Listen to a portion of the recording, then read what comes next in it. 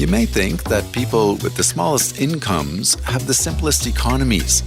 But even in the poorest African communities, credit, insurance, investment, they all exist.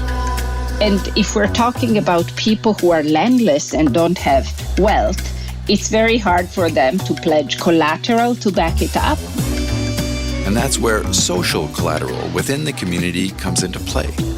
People are not alone. They are embedded into families and extended families, so that suppose that I don't repay the loan you gave me, maybe I'm no longer around to be punished, but some of my family members will be. I am Eliana La Ferrara, and I'm a professor of public policy at Harvard Kennedy School. I do research in development economics and political economy. Eliana La Ferrara is an award-winning economist whose work has helped us understand how the economics of low-income people in Africa are deeply interwoven into the social fabric and norms of their communities. Journalist Rhoda Metcalfe sat down with La Ferrara to discuss her research and how she came to focus on some aspects of development that are often overlooked. So I've read that your career choices were very influenced by your early travels in Africa. Can you tell me a bit about that? Was that during your studies that you went to Africa? So my first trip to Africa was when I was, I think, maybe 21 or 22. Yeah. And I went as a volunteer. Mm-hmm. And I went to a country that at the time was called Zaire, currently the Democratic Republic of Congo. Mobutu Sese Seko was still the dictator at the time. Mm-hmm. And I spent a summer in the middle of the forest in North Kivu. And it was really a life-changing experience for me, because it was the first time for me that I saw poverty, but poverty with a lot of dignity, a lot of people working hard and living a fulfilling life in their own way. But it gave me a strong interest in Africa because there was not much research in the absence of reliable data. And later on in grad school, I was interested in African development, and in particular on the role that informal transactions played in the absence of markets. For example, when you talk about insurance or credit, traditionally the poorest in these societies did not have access to credit or formal insurance. But then I realized that there were many informal ways in which people helped each other. And reading up from anthropology and sociological studies, I came across the role of kinship and ethnic groups, inheritance norms like matrilineal kinship systems. And all of these really tied very nicely with the formal modeling that I was interested in terms of credit. And so I ended up trying to merge the two approaches. So you're talking about people lending to each other or redistributing money within families, that kind of idea? Yes, exactly. And if you think about how when you model these lending and borrowing, what are the principles? The principles are that whoever the lender is, they're only going to give a loan if they have a reasonable guarantee that the loan is going to be repaid. And so what happens if you think about how social structure ties into this is that people are not alone. They are embedded into families and extended families in many of these societies, so that suppose that I don't repay the loan you gave me, maybe I'm no longer around to be punished, but some of my family members will be. And then the lender can threaten to exclude these other family members from future loans or even shun them, on a social level. And this would prevent the one who originally got the loan from not repaying because they care about the fact that their extended family has access to economic opportunity. So it's like a social insurance plan that's embedded in the fact that everybody knows each other and you're trying to stay in good relationships with everybody else. Yes, people have also used the term social collateral for this, as opposed to, physical capital used as collateral.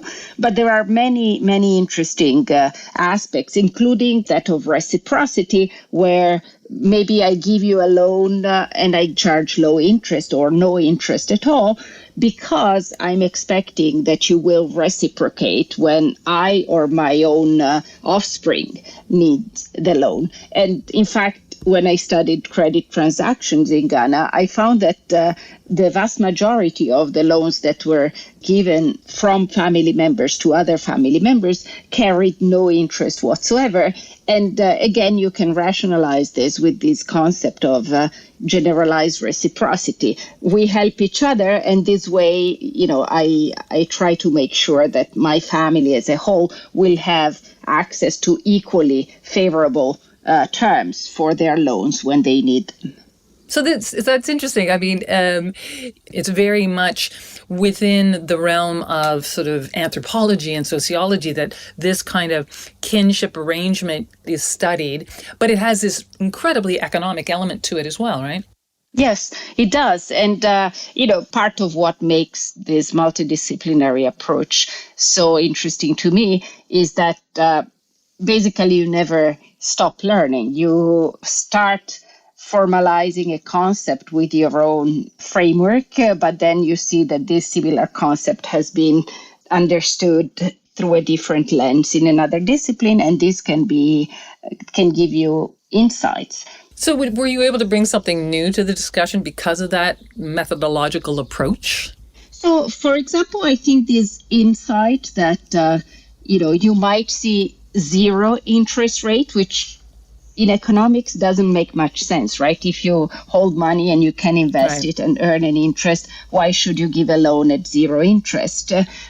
This wouldn't be rationalized unless we take this notion that, okay, it seems as if you're losing money today, but by setting up an equilibrium or a norm where even when your own kids are asking for a loan, they themselves get a zero interest, you're actually not losing money. So this merging the reciprocity concept, which is coming from anthropology, into the credit and game theoretic model, I think allowed me to explain how an apparently irrational or suboptimal behavior could actually be optimal.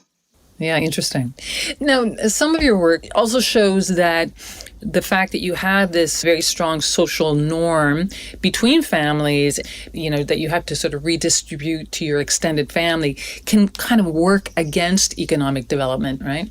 Yeah, there's actually a literature that has looked at these family tax, as it's often described. Oh, yeah. And that is, helping each other in times of need is great. But if I get discouraged from investing and saving because I'm afraid that other people will come and ask for money, this is going to generate a lower growth rate. Right. In my own research, one of the things I studied was actually how the obligations that were coming from family, more in terms of intergenerational transmission of property, were constraining or affecting behavior. And again, in the case of Ghana, there are groups where inheritance follows the paternal line, and this is what we are mostly familiar with. It's the so-called patrilineal system. Right, so fathers carry on to the son. Exactly.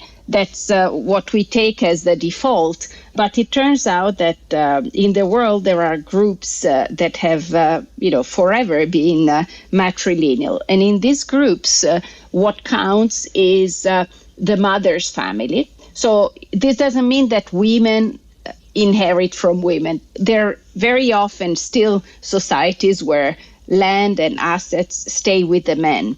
But the man from whom a boy will inherit is not his father, but his maternal uncle. So this boy is really tied to the family of the mother more than to the family of the father.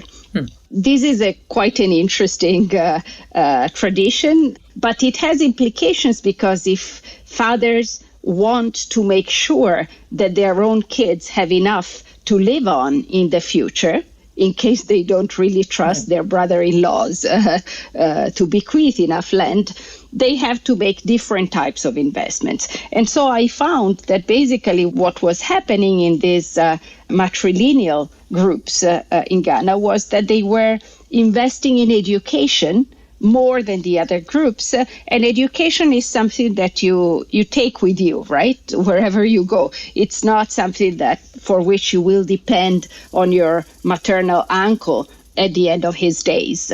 And so what happened in Ghana was that once the law was changed, because the government wanted to give a bit more insurance to the families that they could actually bequeath part of their wealth to their own offspring, this made it less important for fathers to invest in their sons' wealth. And so they rebalanced by decreasing investment in education relative to other groups. Of course, education has been increasing over time, but it had increased much faster for these matrilineal groups in the past. And then once they could bequeath assets, they changed that portfolio. So this is, again, a pattern of behavior that is very relevant because eventually, the future mobility prospects of these groups depends on these types of investments. But if we did not know enough about inheritance and lineage and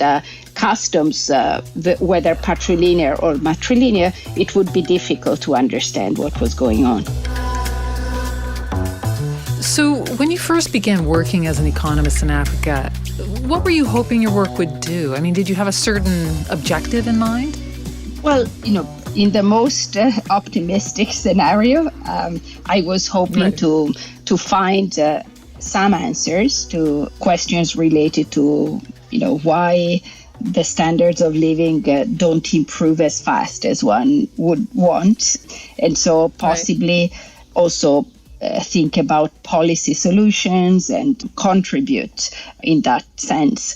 But often I've also told myself that if my work were just useful to call attention to certain problems, that would be enough. So, for example, some of the papers that I've written on a different line of research, a line of research more related to conflict, I think really the goal there was to bring to the surface issues that we often don't discuss enough. So what do you mean? Can you give me an example? Yeah, so one example comes from work that I've done and published on Angola, and that looks at what happened when the civil war ended. So Angola had been plagued by a civil war for basically 20 years. And this suddenly ended when the leader of the rebel movement, Jonas Savimbi, was killed in an ambush. And if you think about mainstream economic models, you would say, okay, war is bad for investment because it creates uncertainty. When this war is over, because everybody understood that the death of this very charismatic leader would immediately lead to a truce and peace, then you should expect firms to thrive. Right. And I looked at what happened to the stock prices of mining firms in Angola, who were active in Angola in those years, in particular in the diamond mining industry. And instead of going up, those stock prices went down when Savimbi died. Okay, so this means that investors thought, oh, this is bad news instead of being good news. Right. And what was going on? Well, it turns out that this war was acting a bit as a barrier to entry because not many firms want to go and work in a country that is, subject to continuous instability. So those firms that were in the country were actually making extra profits. Yeah. They could get licenses at very convenient terms because Right. the government wouldn't bargain so hard, given that not many firms were willing to come. They could also shade deals with the rebels that were mining diamonds illegally. So all of this created a situation where the few firms that were already working in the country were actually maybe, in a sense, benefiting from the instability. Right. Making extra profit. I guess what I wanted to put out there is the notion that if we're counting on incumbent firms that are already working in these conflict economies, to be the drivers of change in the sense of working for peace, we cannot take it for granted because in some sectors it might be that their own interests actually do not really lead them to work for peace. And now I'm working on the mining firms in DRC and trying to see what happens to the activity of armed bands that are really all over the country. It's a terrible situation where these armed bands are very violent with civilians as well as among themselves. And again, it doesn't look as if the mineral production by these firms is particularly hurt by the presence of these bands. And then again, in some cases, there could be situations where they end up working side by side. The bands are effectively providing security for these mining activities to continue. So this is something that if you read reports by advocacy groups, even UN reports have documented it, but there is not much economic research on it. And so I try to use whatever data I find to shed some light on these aspects. Wow, that's fascinating. So some of the other research that you've done that I've found really interesting looks at entertainment, like TV shows, right? To see how effective they could be in educating and also changing people's behavior, right? Yes, that's something that I've also always been fascinated by, how what we see in the media, on television, shapes our beliefs, our expectations, our plans for the future. And over the years, I've gone from simply trying to understand what the existing media programs do to behavior, to actually working with producers to create media programs that might actively change behavior in a way that's conducive to social and economic development. Welcome to MTV Sugar Down South. So we worked with the World Bank and with the MTV Staying Alive Foundation to evaluate the impact of Shuga, which is a TV series produced and filmed in Africa to prevent HIV and also to reduce stigma towards HIV positive people. And this is a typical MTV product, very well done, but also depicting a youth that's interesting in going to clubs. The last time I checked, you were in Lagos. My parents started has a very, upbeat urban life. And then you see how these characters end up finding themselves in problematic health conditions because of not taking enough precautions or not telling their friends about their status and so on. And so we designed a method to evaluate the impact of sugar by basically screening it in small communities and small community centers before it went on TV, and comparing the reactions and people's behavior to individuals who had seen another show that wasn't sugar.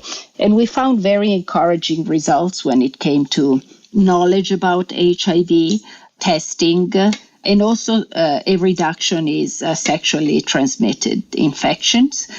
We were less successful when it came to condom use, in the sense that even though the content of the program was very explicitly, recommending that people use protection, we didn't find effects on that particular dimension. Why do you think that was a limitation? Well, another message, which was the one of trying to avoid concurrent partnerships, or at least reduce the number of partners, that message went through. Yeah. And so, in fact, the reduction in STDs that we found was probably linked to that. These are behaviors that are not very easy to change. And there have been many attempts with top-down approaches and education campaigns that have failed. This is a bit more subtle, because the idea here is not to lecture people. It's more to, show them and have them draw their own conclusions on how to behave. But then again, of course, there are limitations to the approach itself, because you still need to keep the show engaging, entertaining, and show some risky behavior at the same time. Right. And so we didn't take it for granted that it would work, because it could be that the educational message got lost into the plot, and instead it seemed to have stuck with the viewers.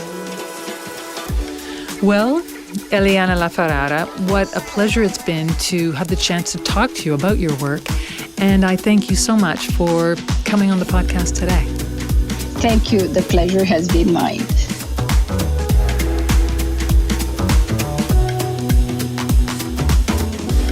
Eliana La Ferrara is a professor of public policy at Harvard Kennedy School. She was speaking with Rhoda Metcalfe. Look for the other podcasts in our Women in Economics series at imf.org/podcasts on Apple Podcasts or wherever you listen. You can also follow us on Twitter at IMF_podcasts. I'm Bruce Edwards. And I'm Rhoda Metcalfe. Thanks for listening.